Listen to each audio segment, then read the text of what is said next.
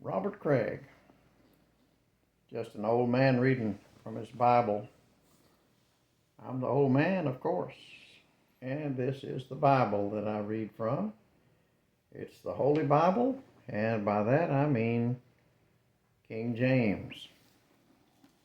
Now we've been looking at the creation of the earth. It's the 6 days of creation, the creation of man, and the garden, life in the Garden of Eden, and the fall of man and the judgment of man. In order to prevent the unthinkable from happening, God made provision to see to it that man couldn't wander back into the garden and eat that fruit of the tree of life. And because if he did that, it would just be the end. Man would have become a totally lost cause. So that had to be prevented. And now we look at day-to-day life afterwards, after they get out of the garden. And we saw that Adam knew Eve, his wife. There's the polite term for carnal knowledge. That's the English term. He knew his wife. And she conceived and bare Cain and said, I have gotten a man from the Lord. And she again bare his brother Abel. Abel was a keeper of sheep, but Cain was a tiller of the ground. You know, Adam was sent forth to till the ground from whence he was taken. And so Cain's following in the footsteps of Adam here. And in the process of time, it's, being there on the timeline, this is going to seem like it took a while to happen. Like Cain and Abel had to be born and grow up. So we're talking about years at least here. But there's these events are going to show that on the scale of the timeline between the creation of Adam and today, we're going to see that mankind went downhill at an ever-increasing pace. And so in the process of time, it came to pass that Cain brought of the fruit of the ground an offering unto the Lord. And Abel, he also brought of the firstlings of his flock and of the fat thereof. And the Lord had respect unto Abel and to his offering, but unto Cain and to his offering he had not respect. Respect is a peculiar word, and I fear that most people have totally lost the meaning of the word respect. Heard a politician who was running for president a few years ago, and her platform was equal treatment for all, regardless of their, she named a bunch of different types, the usual boxes you need to check for politics, race, creed, color, religious orientation, whatnot. And she said equal respect for all, regardless of their situation. Well, see, that in and of itself showed that despite her college degree, she didn't know the meaning of the word respect. You can't respect everyone equally. Respect, the very meaning of the word respect, means that you hold something in higher esteem than something else. And that's what respect is in its literal sense. You can't respect two things equally. That just doesn't fly. That wouldn't be respect. That would be, what's the word for it? That would be a participation trophy. So that's what happened here. You had a winner and you had a loser.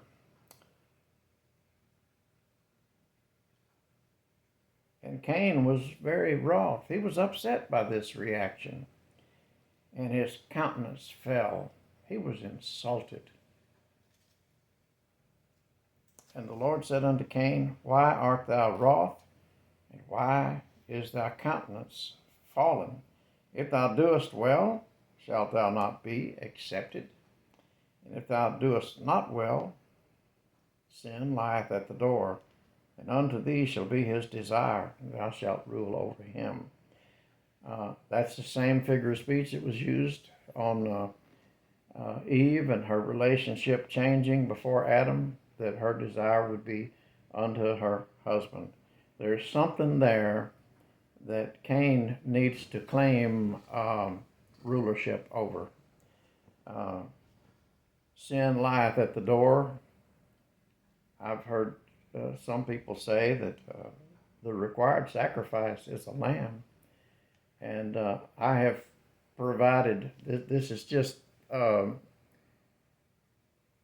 interpolated, I guess you'd say. It's someone projected this, a pretty high up teacher. He said, this was the Lord's way of saying, I've left a lamb tied up at your door. You don't even have to purchase him. He's tied up. He won't resist you. Go get him. He's totally in your power, and sacrifice him, and you will be accepted. Others have said, and I think this is probably the majority understanding, that what he needs to overcome is his tendency to do the wrong thing. Now that may be all one and the same for all I know, but it's just speculation. That's not what the record of the Scripture says explicitly, but some people think that could be implied there. I'll leave that to each of you to decide. Verse 8, and Cain talked with Abel his brother, and it came to pass when they were in the field that Cain rose up against Abel his brother and slew him.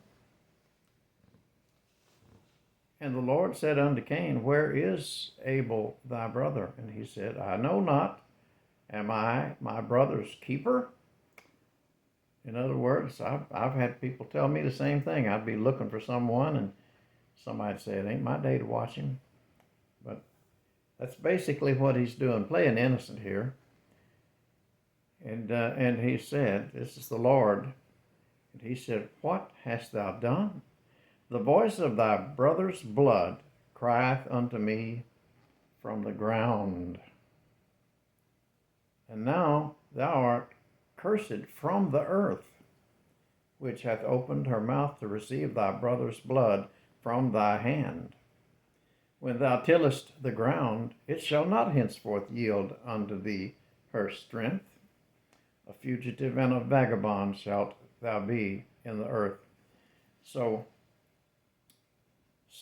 Cain has gone from having a green thumb to having, let's just say, another kind of thumb that turns everything to non-productive effort here. I'll just try to put it politely as I can. Numbers 35. Moses is laying down some statutes for the people of Israel while he's giving them the laws, how they are to behave in the promised land. Numbers 35 and 33.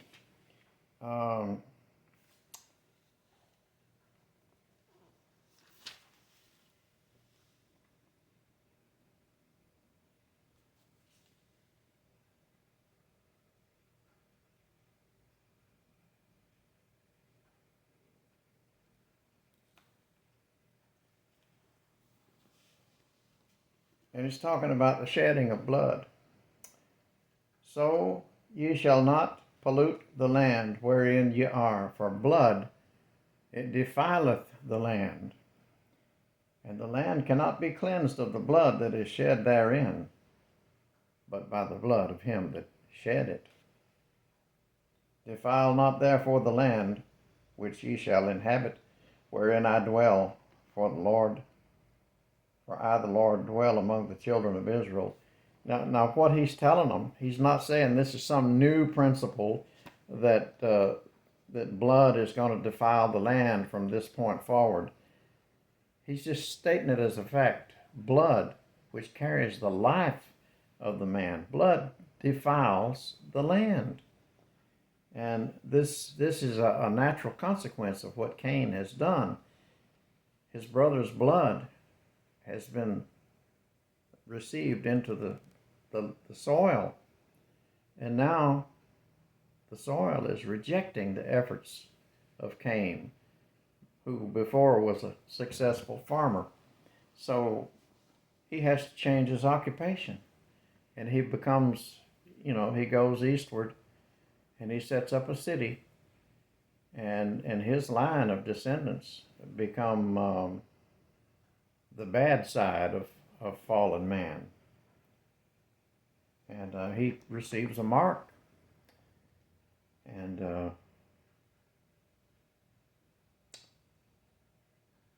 we see after the loss of his two sons here, and Adam knew his wife again. She bare a son and called his name Seth. For God, said she, hath appointed me another seed instead of Abel, whom Cain slew. And to Seth, to him also there was born a son, and he called his name Enos. Then began men to call upon the name of the Lord. And there's probably one more episode that should be covered in the fall of man and in the fall of creation, because this next thing that happens when man has increased on the earth, this is when the flood of Noah's time comes about, and things change in several different ways again. And I think we need to look at that, and maybe then we'll get to the solution to the problem, how mankind is redeemed, because that is, it doesn't do you any good to know how man fell if you don't know how man can be redeemed and how he was redeemed. And a plan of redemption is in place for each one of us to take advantage of. For now, though, may the Lord bless this reading of his Holy Scripture. And next time we'll look at Noah's flood. Hope you'll join me then.